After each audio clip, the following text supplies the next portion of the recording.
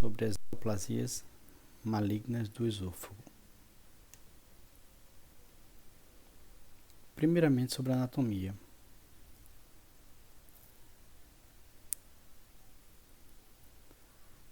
Clinicamente, o esôfago é dividido em 3 segmentos: superior, médio e inferior.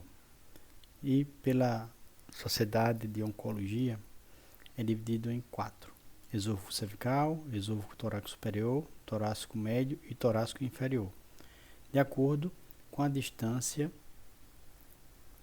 para os dentes incisivos, porque isso é muito útil na realização da endoscopia para localizar a lesão estenosante e topografar se ela está no esôfago cervical ou torácico ou no seu segmento intraabdominal.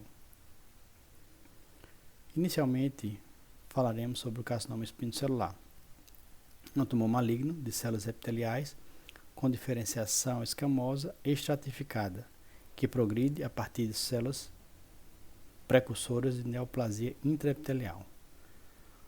O carcinoma espinocelular, ou carcinoma de célula escamosa, é mais comum em homens do que em mulheres e sua prevalência aumenta com a idade. Aproximadamente 65% dos pacientes são homens e a faixa etária de pico é de 60 a 74 anos.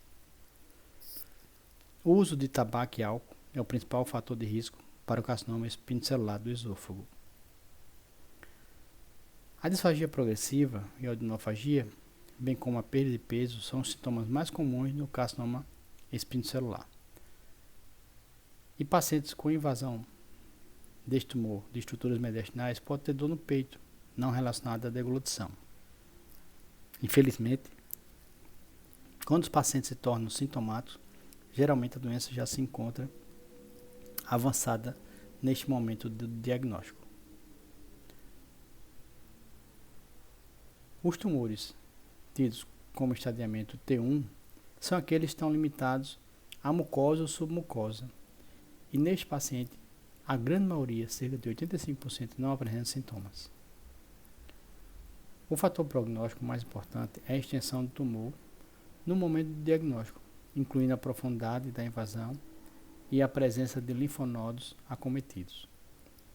A maioria dos pacientes tem envolvimento periesofágico ou linfonodal no momento do diagnóstico, com a taxa de sobrevida inferior a 5% em 5 anos. Carcinoma espinocelular.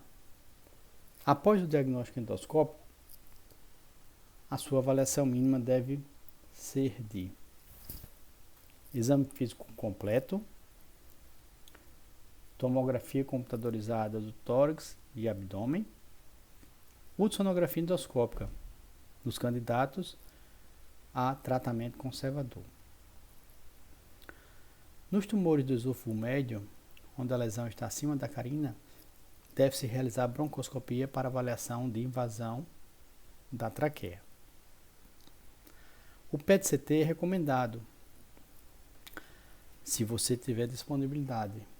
Porém, temos muitas limitações por esse exame, como a delimitação do tamanho tumoral, análise da profundidade da lesão, também a avaliação da doença linfonodal acometida e algumas vantagens, como a avaliação da possibilidade de você detectar a doença metastática precocemente. Outro subtipo comum do câncer do esôfago é o adenocarcinoma. É uma neoplasia epitelial maligna que quase sempre surge da degeneração maligna do epitélio subjacente de Barrett. Pacientes com esse diagnóstico têm risco aumentado de mais de 11 vezes de ter adenocarcinoma. A maioria dos adenocarcinomas ocorre no terço inferior do esôfago torácico. O que é o esôfago de Barrett? É uma condição pré-maligna na qual há substituição do epitélio escamoso estratificado normal do esôfago pelo epitélio colunar, dito metaplasia intestinal, e é resultado do refluxo gastroesofágico em 3 a 15% dos pacientes, também associado à esofagite por refluxo. Raramente o adenocarcinoma pode surgir na mucosa heterotópica no esôfago superior, na entrada torácica ou próxima a ela. Aproximadamente 85% desses pacientes são homens e o pico de incidência é na 7ª década. O adenocarcinoma esofágico é cerca de 5 vezes mais comum em homens brancos do que em homens negros. Aqui um lembrete para os pacientes com diagnóstico endoscópico de esôfago de Barrett em relação à conduta de vigilância epidemiológica. Quando já foi feito o diagnóstico histopatológico. Nos pacientes com diagnóstico de carcinoma intramucoso e neoplasia invasiva, a conduta não é mais vigilância, e sim o tratamento, ou por ablação ou tratamento cirúrgico. Os pacientes com diagnóstico sem displasia, esse paciente deve fazer avaliação a cada 3 a 5 anos, com endoscopia e biópsia, em quadrantes a cada 2 centímetros. Quando já se tem uma displasia de baixo grau, deve-se fazer a endoscopia com biópsia a cada 1 a 2 anos, também em quadrantes com distância entre eles mais reduzida a cada 1 centímetro. E displasia de alto grau, já a conduta não é mais vigilância, e sim realizar ablação ou cirurgia. Pacientes com adenocarcinoma esofágico precoce são assintomáticos ou apresentam sintomas de refluxo gastroesofágico. A maioria dos pacientes, no momento da apresentação clínica, já possui doença avançada e os sintomas são semelhantes ao carcinoma espinocelular. Também nesse subtipo, o prognóstico depende da profundidade da invasão e da presença ou ausência de envolvimento linfonodal. Ele tem um melhor prognóstico do carcinoma espinocelular. Isso aqui é uma classificação por endoscopia da Sociedade Japonesa de Endoscopia em relação às lesões superficiais e lesões avançadas que acometem a muscular própria, além da mucosa e submucosa neste tipo. Aqui, as imagens do ultrassom endoscópico, onde conseguimos visualizar todas as camadas referentes ao esôfago. Então, é a mais hiperecogênica, a mucosa, a hipoecogênica é a seguinte, é a muscular da mucosa, depois segue-se a submucosa, a muscular própria. A muscular própria pode ter remanescente de tecido de adventícia entre ela e, por último, a adventícia.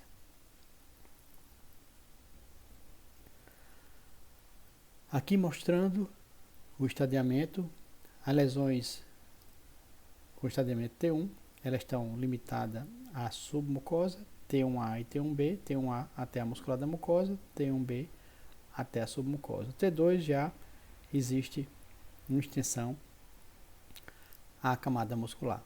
T3 já existe uma extensão adventícia e T4 aos órgãos adjacentes.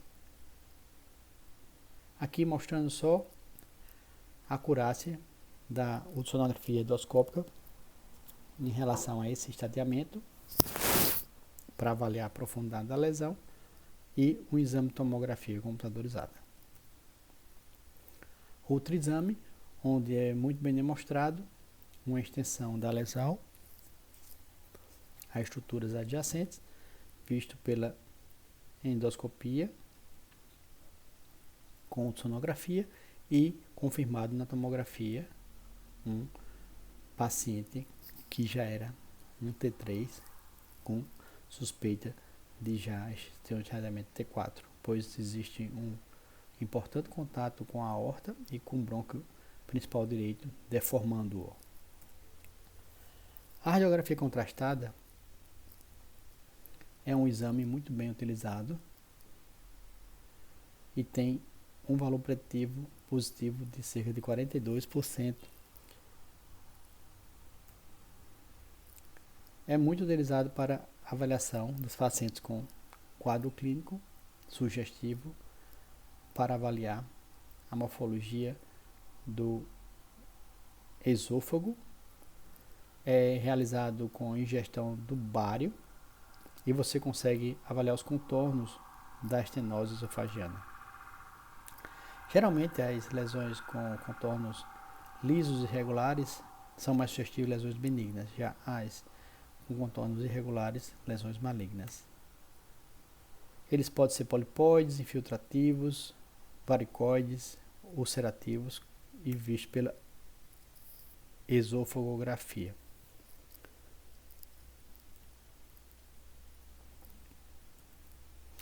Vamos ver algumas lesões. Nessa primeira lesão, uma lesão estenosante com superfície irregular, com importante redução do lume esofagiano, a neoplasia esofagiana. Nesse outro segundo caso, uma lesão discreta com a erosão da mucosa de superfície irregular, onde o paciente não fez um controle. Um ano depois voltou e observou uma evolução acentuada da neoplasia. E aqui, mais 2 casos, mostrando uma irregularidade e contornos de uma lesão neoplásica esofagiana torácica, bem diagnosticado pelo esofagograma. A tomografia computadorizada, considerado complementar aos estudos de endoscopia e bário e é usado para estadiar e acompanhar tumores esofagianos. Não é o primeiro exame para o diagnóstico, e sim para o estadiamento. Tá? É utilizado para definir a extensão local do tumor, mostrando a extensão do envolvimento da parede esofagiana pelo tumor, invasão da gordura periesofágica e análise de invasão de estruturas nobres mediastinais, como aorta descendente, traqueia, carina e brônquios. A tomografia não consegue diferenciar lesões que atingiram a mucosa e submucosa, que são as lesões T1, das lesões T2, onde já invadiu a muscular própria. Ela consegue avaliar a gordura periesofágiana, onde já denotam um tumor T3, que é a invasão adventícia, tá? O relato da acurácia desse diagnóstico pela tomografia varia entre 59% e 82%. Como falei, quando já ocorre um comprometimento da gordura periesofágiana, já é um tumor de estadiamento T3. E ele é muito importante também para você avaliar estruturas mediastinais que são invadidas pelo tumor, que já denota um estadiamento T4. Novamente, para relembrar, e aqui exemplos. Nesse primeiro exemplo, um quanto o outro. Nesse primeiro um T1 com invasão da mucosa e submucosa, um T2 com já invasão da muscular própria, onde a tomografia não tem a perspicácia de fazer essa distinção. Nesse terceiro exemplo, uma lesão com espessamento parietal importante do esôfago torácico, tá? Com importante redução luminal e contato com estruturas como o átrio esquerdo e a aorta, ao histopatológico T3. E aqui um T4 que já denota achados tomográficos de alterações da morfologia do brônquio principal esquerdo, por provável invasão dessa estrutura pelo tumor esofagiano. Aqui a comparação mostrando a lesão discreta pela tomografia e diagnóstico preciso de um T1A, onde houve somente a invasão da muscular da mucosa. Você vê muito bem a muscular própria preservada pela ecoendoscopia. Outro exame, onde as camadas da parede esofagiana são muito bem delineadas, hiperecogênica mucosa, muscular da mucosa, submucosa preservada. E depois a muscular própria e a adventícia. Então, uma lesão que está restrita à muscular da mucosa, um T1A. Aqui um T1B, onde o tumor já vai até a submucosa, mas não atinge a muscular própria. Essa outra lesão, um T2, uma lesão tumoral bem visualizada na ecoendoscopia, também na tomografia, com espessamento parietal e redução luminal. Não existe acometimento da gordura periesofágiana, que está preservada. E aqui ela só desloca a muscular própria, não ultrapassa essa. É uma lesão T2. Então ela atinge a muscular própria, mas não a ultrapassa. Outra lesão T2, a lesão atinge a muscular própria, mas não a ultrapassa pela ecoendoscopia. Essa distinção entre T1 e T2 pela tomografia não é realizada. Uma lesão T3, onde a lesão pela ecoendoscopia, a lesão tumoral ultrapassa a muscular própria, atingindo a adventícia. Então, um diagnóstico de um estadiamento T3 pela ecoendoscopia. Pela tomografia, você não vê mais a gordura periesofágiana, indicando que houve infiltração dessa gordura periesofágiana. O contato com a aorta da lesão é menor que 90 graus. Aquela lesão que nós vimos anteriormente, uma lesão T4 pela tomografia, onde existe um importante contato e compressão de estruturas nobres mediastinais, com alteração da morfologia do bronco principal esquerdo. Aqui da mesma forma, com um contato maior que 90, quase 180 graus com a aorta descendente, indicando uma provável infiltração dessa estrutura mediastinal. E certeza da comprometimento brônquico esquerdo. Já é um T4.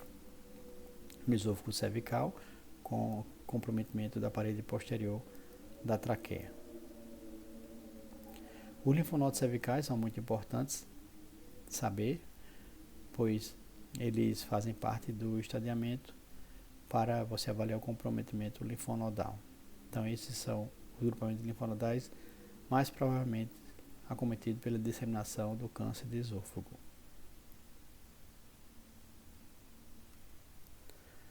Aqui exemplos onde é bem visualizado nas pontas de seta os linfonodos paraesofagianos acometidos, aumentados, e visualizar também a figura à direita pela ecoendoscopia. Outro exemplo, na tomografia computadorizada com contraste, uma lesão do esôfago torácico superior e na ponta de seta o acometimento de um linfonodo paratraqueal. Outro exemplo, uma lesão estenosante do esôfago torácico associado a linfonodomegalia paratraqueal e também linfonodomegalia cervical à direita, cadeia linfonodal 3. Aqui no tumor da cárdia, uma lesão com espessamento da cárdia por um adenocarcinoma associado à linfonodomegalia do linfonodo paracardial. E nesse último slide, a importância da tomografia de tórax e abdômen para avaliação de metástase à distância. Nesse primeiro caso à esquerda, múltiplos nódulos hepáticos num paciente com tumor de cárdia e à direita uma metástase para a parede tórax-abdominal. Esses são os locais mais frequentes de metástase pelo tumor esofagiano: fígado, pulmões, ossos e adrenais. E aqui, no inusitado caso, quando o paciente apresentar uma metástase cardíaca de um tumor por adenocarcinoma esofagiano. O adenocarcinoma da cárdia foi, em 2017, incluído no estadiamento do câncer de esôfago. São aqueles tumores que se originam nos 5 centímetros proximais do estômago e que atingem a junção gastroesofágica, que cruzam a junção gastroesofágica e que têm um epicentro até 2 centímetros dentro do estômago. Foram divididos em 3 tipos. Tipo 1, tumores do esôfago distal que invadem a junção gastroesofágica. Tipo 2, tumores verdadeiramente da cárdia. E tipo 3, tumores subcárdicos. Aí um exemplo, as setas em vermelho, um tumor da cárdia com extensão à porção proximal do estômago, o fundo gástrico, e compulsividade, intenso aumento do metabolismo, ao PET-CT, associado à linfonodomegalia mediastinal. Vamos falar um pouco agora sobre as neoplasias malignas do estômago. Esse é o aspecto normal da aparência do estômago no exame de serografia gastrointestinal, onde o paciente ingere bário e aí avaliamos o esôfago, estômago e duodeno. À direita, uma fotografia de endoscopia. Aqui a aparência normal das pregas gástricas, mostrando muito bem o fundo, as pregas gástricas, o corpo, o antro, o piloro e as porções do duodeno. E à direita, a endoscopia novamente mostrando a aparência normal do estômago das pregas gástricas. Na foto à esquerda, uma tomografia computadorizada, uma fase arterial precoce, onde mostra o realce normal da mucosa gástrica e não o realce da submucosa, que vai realçar nas fases mais tardias, havendo o envolvimento completo e o realce homogêneo da mucosa e submucosa. O adenocarcinoma representa mais de 90% de tumores malignos do estômago. Hábitos alimentares e a infecção crônica pelo Helicobacter pylori são os mais importantes fatores associados ao adenocarcinoma gástrico. A ingestão habitual de verduras e frutas frescas é considerada como fator protetor. O tabagismo tem relação com maior frequência de carcinoma da cárdia. Outros fatores relacionados com a gastrite atrófica também estão associados à maior incidência do câncer gástrico, como anemia perniciosa, hipoglobulinemia e gastrectomia parcial total. Pólipos adenomatosos também são considerados lesões precursoras. Essa é uma classificação da Sociedade Japonesa de Endoscopia Digestiva para o adenocarcinoma gástrico precoce nas lesões que envolvem mucosa e submucosa. E aqui os subtipos mais avançados, onde já ultrapassa a muscular própria.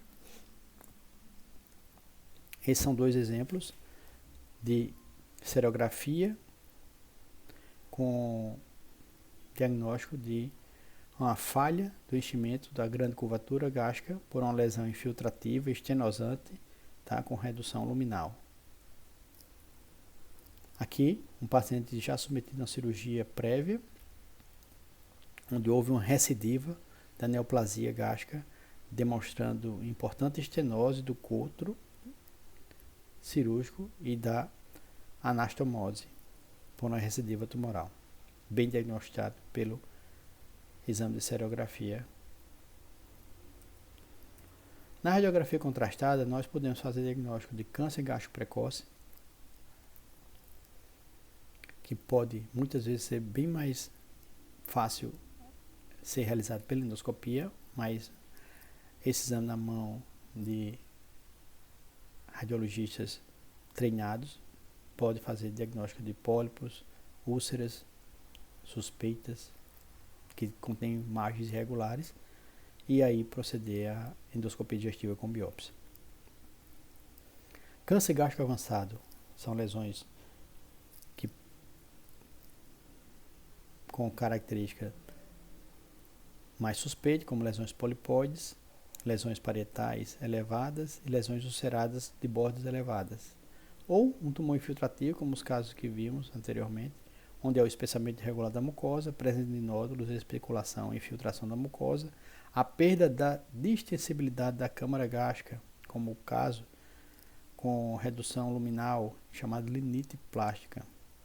E em casos avançados, podem até causar a obstrução da saída gástrica. Os exames de imagem têm o seguinte objetivo: em relação ao estágio do câncer. E os principais achados que são procurados nos exames de diagnóstico para animais são infiltração da gordura perigástrica, comprometimento de linfonodos, envolvimento dos ligamentos perigástricos e invasão direta em órgãos adjacentes e procura de metástases.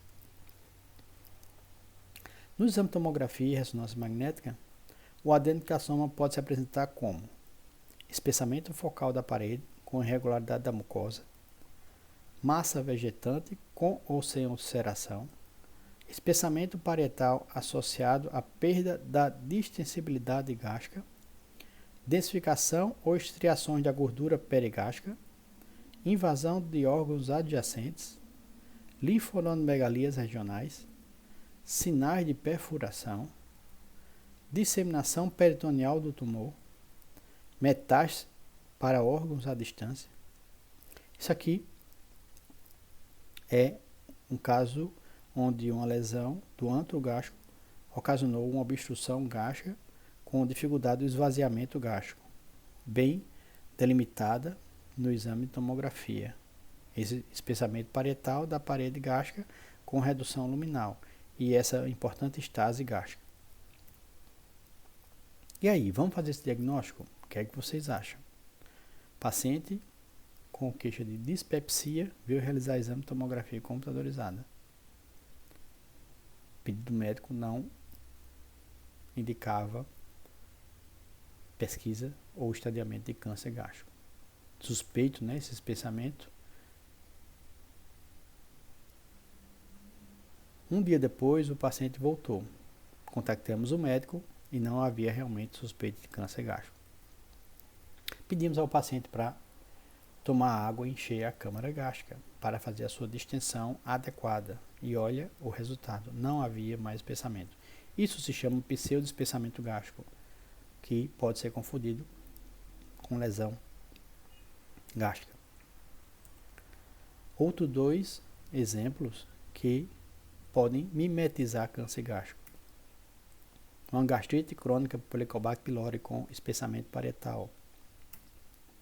E à minha direita, um caso de doença de Menetrier com hiperplasia das pégalas gástricas. A endoscopia é uma doença benigna que, apesar de ser um precursor de câncer, não é câncer gástrico inicialmente. Então, tem que ser lembrado esse aspecto para você não esquecer da doença de Menetrier. Aqui, só os achados histopatológicos em relação ao câncer gástrico. O T1A é aquele que invade a lâmina própria, o muscular da mucosa. O T1B, quando o tumor já invade a submucosa. O T2 invade a muscular própria. E o T3, quando penetra o conjuntivo subseroso, sem invasão do peritônio visceral.